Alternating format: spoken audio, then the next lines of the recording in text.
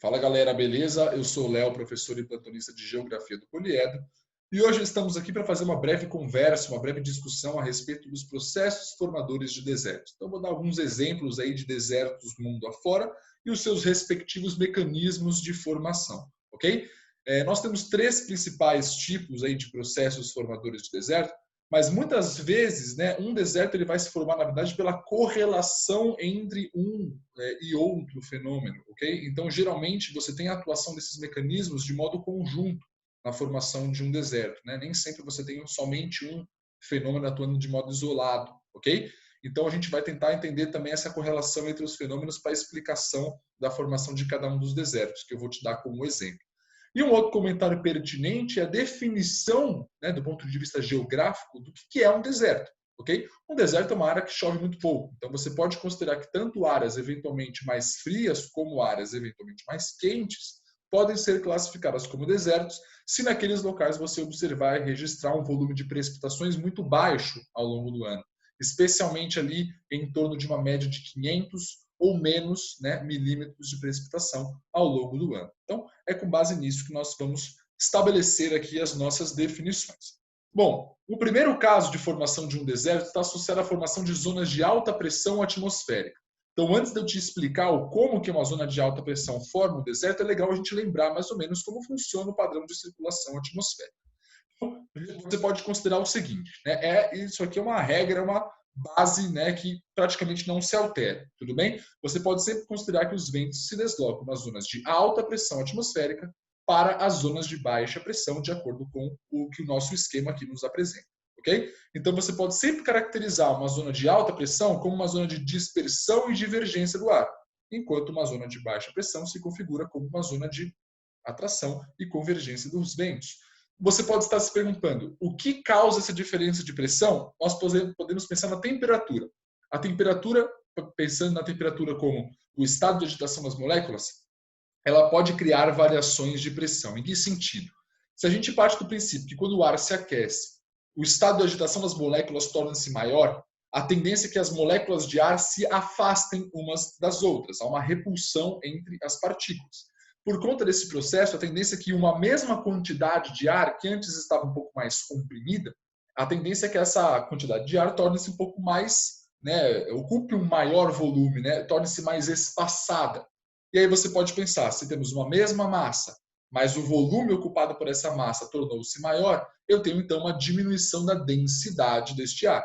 Quando o ar sofre uma diminuição da sua densidade, ele realiza um movimento de ascensão, ele sobe na atmosfera, numa dinâmica que a gente conhece como convecção.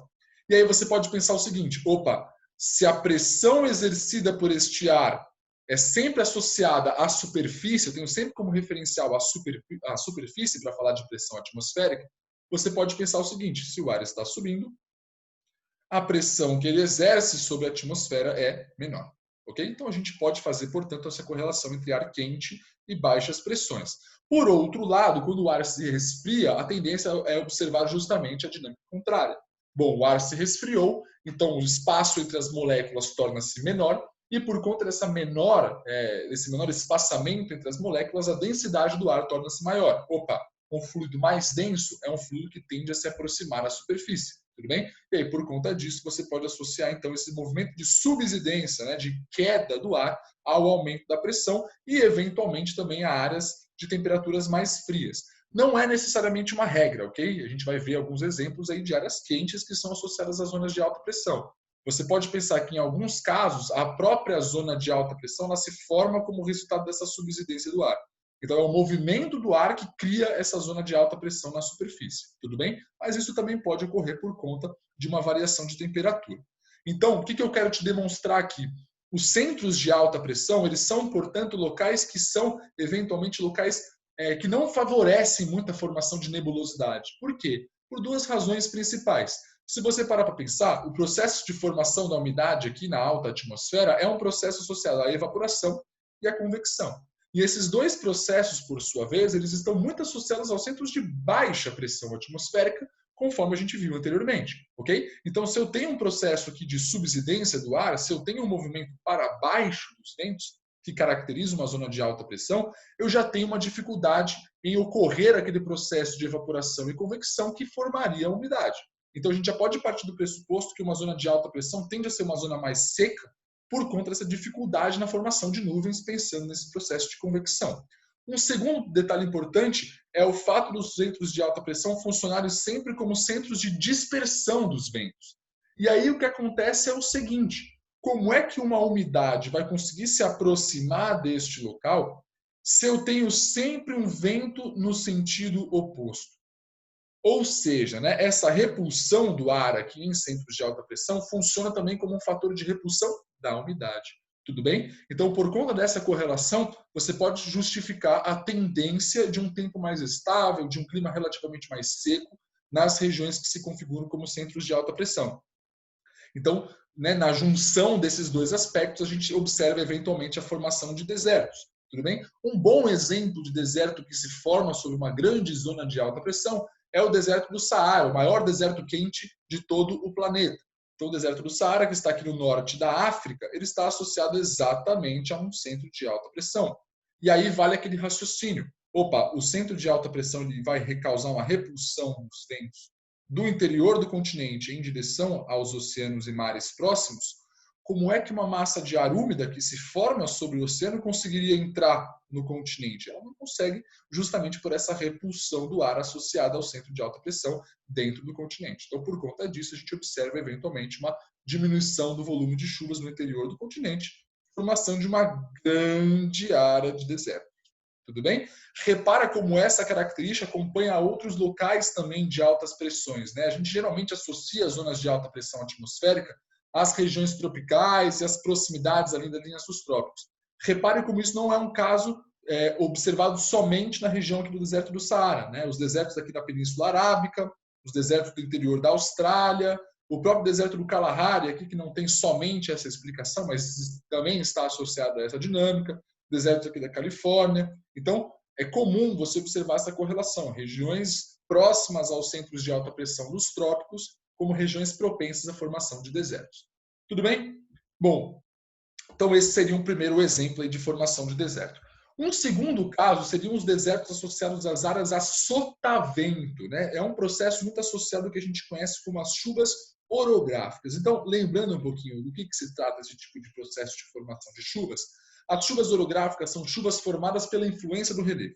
Como isso funciona? Se você tiver um movimento de uma massa de ar úmido vinda do oceano em direção ao continente, mas se ela se encontrar com uma área relativamente mais elevada, né, uma barreira do relevo, o que tende a acontecer? Na medida em que essa umidade vai subindo na atmosfera, justamente para conseguir transpor esta barreira do relevo, o que acontece eventualmente é um resfriamento dessa umidade. Essa umidade se resfriando, ela se condensa e condensando, ela precipita. Ou seja, né, as chuvas tendem a se concentrar nesta face aqui da montanha que está voltada em direção ao oceano, o que pode eventualmente limitar o volume de umidade do outro lado. Então, o que você pode considerar? Essa vertente aqui, que está voltada de frente ao oceano, nós chamamos ela de uma vertente a barlavento. É o local em que as chuvas se concentram. Do outro lado, nós denominamos a vertente como uma vertente a sotavento, é uma vertente que não tem uma grande incidência de chuvas. Para você lembrar, hein? Opa, sotavento? Só tem vento, não tem chuva? Oh, maravilha, tudo bem? Então você pode considerar, portanto, que as vertentes a sotavento, ou seja, aquelas mais distantes, né, da região litorânea, aquelas que não têm um volume assim tão grande de chuva, elas podem eventualmente estar sujeitas à formação de desertos, especialmente se essa barreira do relevo aqui for muito alta e limitar em grande escala a entrada da umidade. O que ocorre, por exemplo, num caso bem particular, que é o deserto de Gobi e um outro deserto ali também muito próximo, que também está associado a esse mesmo deserto, que é o deserto de Taklamakan, ok? Dois desertos na região ali do território da China, um pedacinho do território da Mongólia, mais ou menos naquela região ali do centro da Ásia. O que acontece neste caso? Nós temos uma grande barreira do relevo, que é a Cordilheira do Himalaia. A Cordilheira do Himalaia é essa grande cadeia de montanhas que se forma aqui no sul da China, no limite com a Índia, com o Nepal e com o Butão, ok? É uma cordilheira que chega a ter quase 9.000 metros de altitude, são os pontos mais elevados da superfície do nosso planeta, né? O Pico Everest, por exemplo, está nessa região. E aí depois, mais em direção ao interior, nós temos um enorme planalto, que é o Planalto do Tibete, que vai ter uma altitude média ali entre os 5.000 e 5.500 metros, ou seja, uma barreira gigantesca do relevo.